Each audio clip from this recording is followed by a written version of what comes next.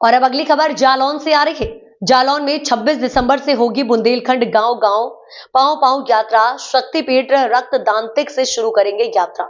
राजा बुंदेला दूसरे चरण की यात्रा शुरू करने के लिए उरई के सर्किट हाउस में उन्होंने वार्ता करते हुए कहा कि जब तक बुंदेलखंड राज्य नहीं बनेगा तब तक वह अपना आंदोलन जारी रखेंगे।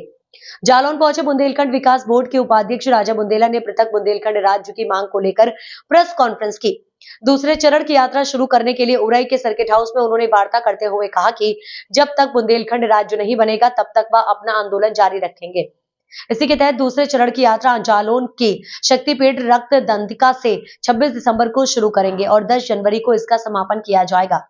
यात्रा को सफल बनाने के लिए कार्यकर्ताओं के साथ बैठक कर रूपरेखा तैयार की। जालौन के 1 दिवसीय दौरे पर बुंदेलखंड विकास बोर्ड के उपाध्यक्ष राजा बुंदेला उरई की नहर विभाग सर्किट हाउस पहुंचे, जहां पर उन्होंने पत्रकार वार्ता करते हुए बताया कि बुंदेलखंड राज्य के लिए दूसरे चरण की यात्रा जनपद के रक्त दंतिका शक्तिपीठ से 26 दिसंबर को शुरू करेंगे।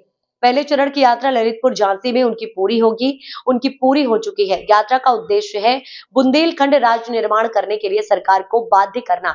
बुंदेला ने कहा कि जब तक बुंदेलखंड राज्य नहीं बनेगा तब तक बुंदेलखंड का विकास संभव नहीं है। बुंदेलखंड एक्सप्रेसवे और डिफेंस कॉरिडोर से बुंदेलखंड का विकास नहीं होने वाला है। उन्होंने कहा कि 5 करोड़ की आबादी में आज तक एयरपोर्ट बनकर तैयार नहीं हो सका है।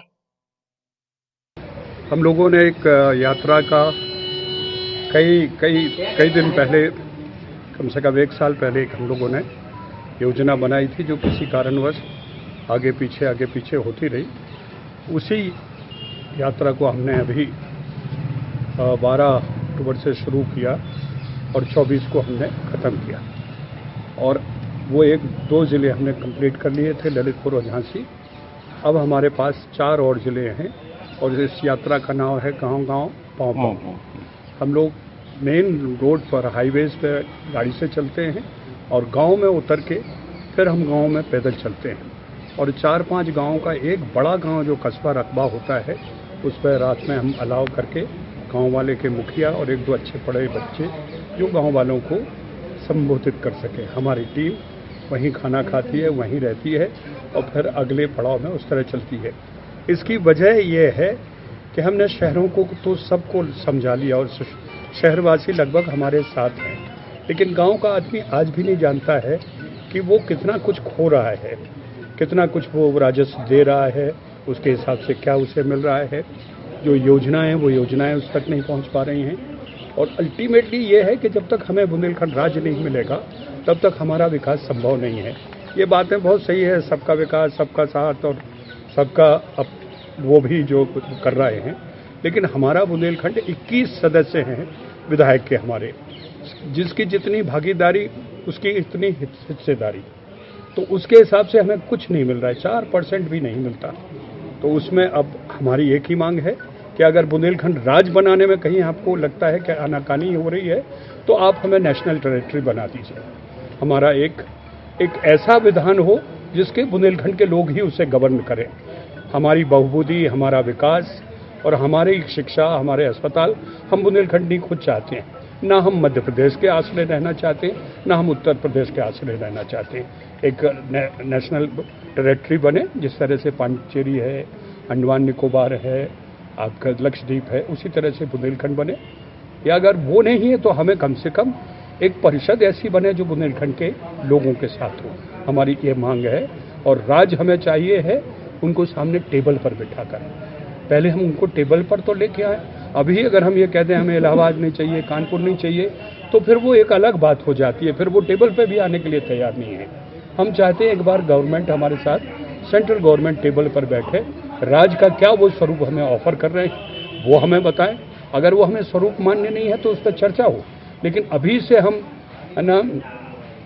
हम विरोध करें, अभी से हम कहें नहीं ऐसा नहीं होने देंगे, तो आप ये मान के चलिए पिछली बार भी यही हुआ था।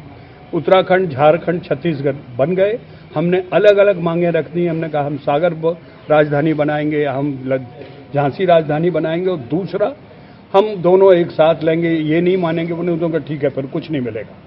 तो मेरा आप लोगों के माध्यम से सरकार को भी, अपने दूसरे साथियों को भी यही विनती करता हूं कि भैया एक बार टेबल पे आ जाओ, सरकार को टेबल पे बिठा लो और फिर हम लोग चर्चा करें। फिर हम देखते हैं वो क्या ऑफर कर रहे हैं, हमें क्या चाहिए, हमें कौन सा स्वरूप हमें मान्य है। अगर अभी नहीं बुंदेलखंड बना रहे हैं तो हमें एक अलायंस बनाएं। सत्ता में दोनों एक ही पार्टी है, चाहे मध्य प्रदेश में हो, चाहे उत्तर प्रदेश में हो, सेंट्रल में। क्या अड़चन आ रही है ऐसी कि आप लोगों की डिमांड पूरी नहीं हो, क्योंकि आप भाजपा में भी आप जुड़े हुए हैं, और क्या दिक्कतें आ रही हैं ऐसी? राज्यसभा में पूर्ण बहुमत नहीं है। नहीं, अब तो पूरा भी बहुमत हम जो हमारे साथी हैं उनमें बहुत सारे साथी छोटे राज्य के पक्षधर नहीं हैं। तो एक तो सबसे बड़ी कठिनाई ये है, मुझे लगता है कि दिसंबर या जनवरी तक जो दूसरे राज्यसभा के सदस्य आएंगे तो हमें पूर्ण बहुमत होगा। और हम एक और चीज़ के लिए इंतजार कर रहे हैं जो आप सब जानते हैं कि परिसीमन होने वाला है। लोकसभा की सीटें ही उत्तर प्रदेश से 100 से ज़्यादा होंगी और विधानसभा की 700 से ज़्यादा होंगी। तो इस परिसीमन में जो सबसे बड़ा लाभ होगा वो बुंदेलखंड को होगा। यहाँ की जो 6-6 लाख 10-10 लाख के लोकसभा की सीट्स है वो 2 भागों में बटेगी। जब 2 भागों में बटेगी तो हमारी संख्या जो 21 है वो 44 से 50 तक पहुँचेगी और तब हमें पूरी ताकत के साथ लगेंगे। अभी हमने पूरी करस्पॉन्डेंस हुई है, मैं बिल्कुल इसमें नहीं शर्माऊंगा। हम लोगों ने अमित शाह से लगातार, अमित शाह गृहमंत्री जी से लगातार हमने पत्राचार किया है और उन्होंने सिर्फ ये कहा कि बुंदेलखंड राज्य हम बनाएंगे, लेकिन हमारी प्रायोरिटी पर नहीं है। देश की दूसरे जो ज्वलंत समस्याएं हैं उन पर हम अभी सोच रहे हैं और उन पर कार्य कर रहे हैं, लेकिन बुंदेलखंड राज्य के लिए